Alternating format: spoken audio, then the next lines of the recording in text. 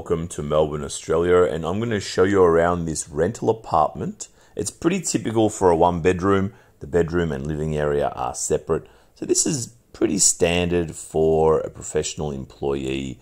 It's pretty much as cheap as you're going to get for a proper apartment. When I say proper apartment, I mean not a studio. A studio is when the bed is in the lounge room. So this, you've got a lounge room and a bedroom. And again, pretty typical for an entry level to give you a sense of the cost of living here in Melbourne. I'll give you all the details towards the end. You can see here, there's a bit of space. Look, this is pretty deceptive photography, I have to be honest. It's probably around 40 square meters. If you see here in the middle, this is where the bedroom is. A lot of apartments are like this in Melbourne. So you have the glass there, the frosted glass, and you can actually open that up. And it's not really a studio, but it's almost like a studio because they're kind of connected there in an obvious way. But this is very standard. You can see the door there, the entryway. Kitchen would be on the right as you walk in, and then bedroom, and then the living area at the end there as well. You can see the carpeted bedroom there on the right, and this sliding door. So this door will slide and it will actually close if you want it to, but it's not going to give you any insulation from noise. But of course, it's probably only you living here, or maybe with a girlfriend or boyfriend. Here's a view as you walk in from the front door.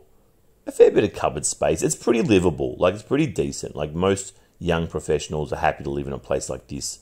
It's not super luxurious, it's not super squished in, it's pretty typical kind of a place. So you do get, in the building, you do get a small gym here, as well as a swimming pool. These things can be pretty popular on the weekends and evenings, but typically you can get to use them fairly easily.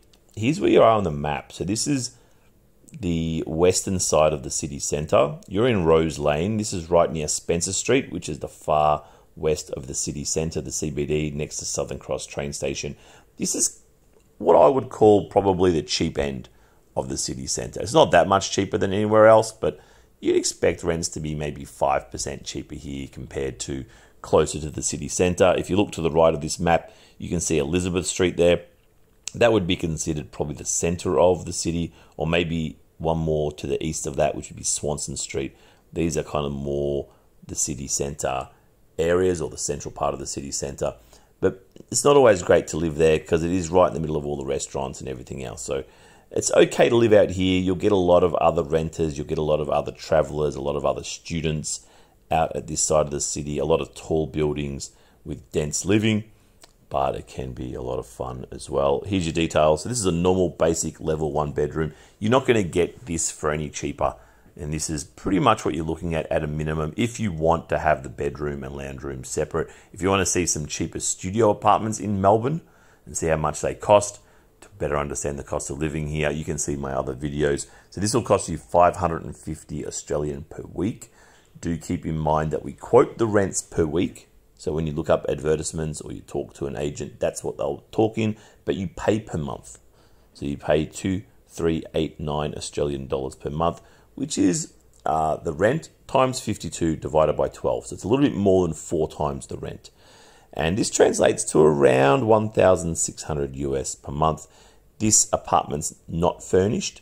Sometimes you do get them furnished, especially very small ones, because assume that you're probably temporary.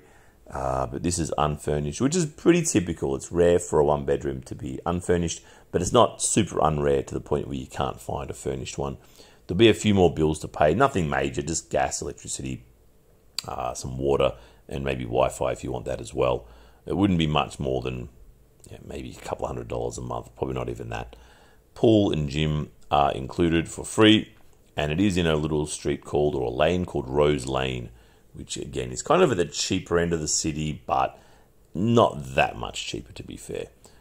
I hope you enjoyed this video about the cost of living in Melbourne. I have several other videos showing you prices related to food, living, rent in many cities in Australia and in many countries around the world. So I hope you can enjoy those. Give me a like if this video helped you learn some stuff about the cost of living in Melbourne, Australia.